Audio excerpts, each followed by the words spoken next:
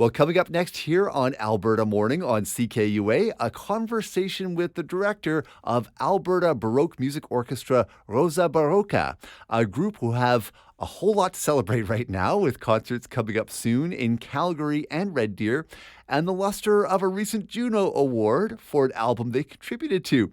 We're joined right now, I'm thrilled to say, by Claude Laplame, longtime music director of the beloved Red Deer Symphony Orchestra and the artistic director of Rosa Barocca.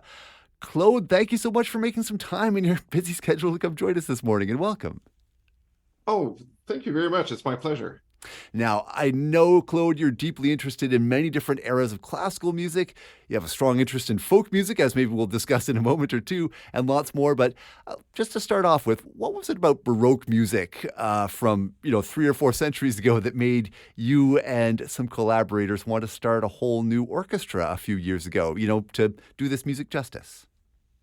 Well, it's actually a long time in coming, because I remember when I was still a teenager, my uncle, who is not a musician, but who taught philosophy and art history at a conservatory in Montreal, was very involved in music. And in fact, he had the classical music show in the afternoon for, I don't know, the better part of 20 years for 𝗥𝗀_𝗕_𝗿𝗂𝗂 for Radio-Canada. And he had brought a bunch of recordings of Baroque music, but played on period instruments, which was something that had been going on for a while, but was really in the 80s was really starting to really take off. And I was just blown away by the sound. I mean, I was absolutely flabbergasted at how differently this music sounded on these older instruments. It was an instant hook. I was listening to this thing and feeling such joy. And so it followed me for all of my life. And basically, I mean, I went to the conservatory in The Hague, in the Netherlands, for conducting, specifically for, modern instrument, large orchestra, that sort of stuff. It's just basically followed me all my life.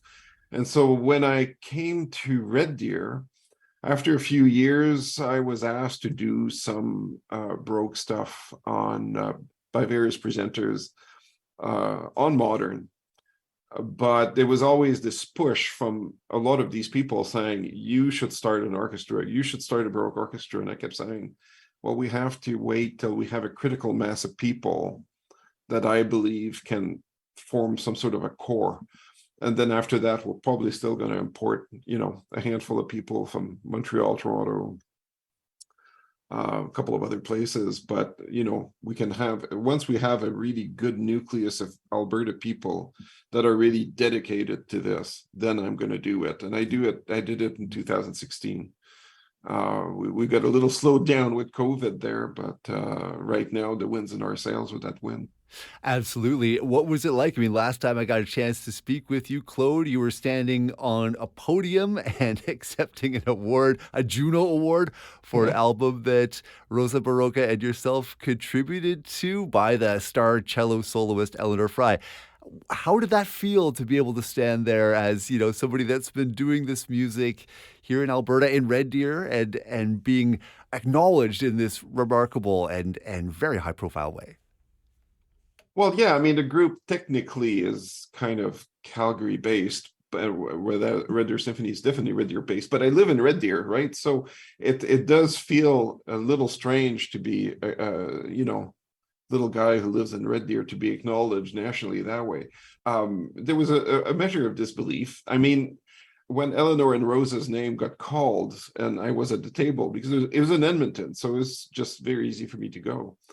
So once sitting at that table and I heard the names, I just basically proceeded to the podium with my mouth wide open in disbelief, and me having to think very consciously, like, close your mouth, close your mouth.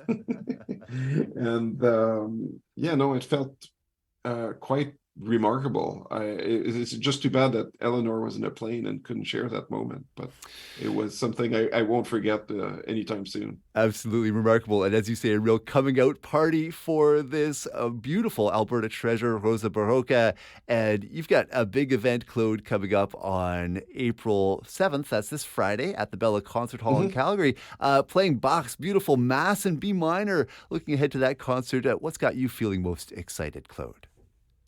Well, because it's the second large piece that we do with, well, it's the third concert that we do with Luminous Voices, which is a fantastic choir led by 𝗵𝗂, who is now a professor in Edmonton. But this is the second really large one, where we've done Bach's St. John Passion, and I know that St. Matthew is somewhere in the future, is being planned. And so there's the fact that we're playing this piece that everybody loves. There's also the fact that it's going to be a big Juno party in some ways, because everybody's going to be together in the same room, except for one of our players from Montreal couldn't make this one. But everybody else is going to be there, and I think there's going to be a lot of chit-chat and celebration about this. 𝗵𝗂 is conducting that concert. I often jest with him that he's the only other person who's allowed to conduct Rosa Barocca. And he always does a spectacular job. So it's going to be, I think that one's going to be for the books. Yeah. Well, Claude, I'm so excited for this concert, the upcoming events, and also, just before we say so long, I do want to go to something from that Juno-winning album with contributions by Rosa Barocca, but also, just very briefly, can you maybe pick a 𝗕𝗿 song for us? Because I know that you're working on orchestral arrangements for 𝗕𝗿𝗂𝗃's. Yeah, no, I've done three for him. I've done three for him because he's got the rights now to all of the orchestral charts I did for Ian Tyson. And these two were very close, as I'm sure you know. Of course, yeah. And so I had to re-edit some of them for him so that he can do a tribute with the Calgary Philharmonic at the end of the month. And he's thrown three of his own songs my way. Raining Horses is my favorite one of the three that he's sent, but they were lots of fun to work on. I'm just sending the parts to Calgary Philharmonic this morning. So it was a fun project. That's so wonderful. And those shows are coming up later on this month as well in Calgary.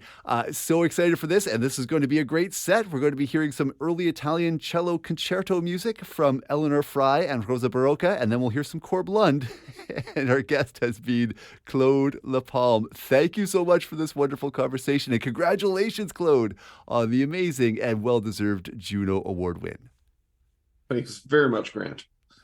That is the great Claude Laplame, the artistic director of Rosa Barocca. You can find out lots more about Claude and Rosa Barocca, as well as their upcoming events in Calgary and Red Deer, by heading over to 𝗤𝗿𝗂𝗃.ca.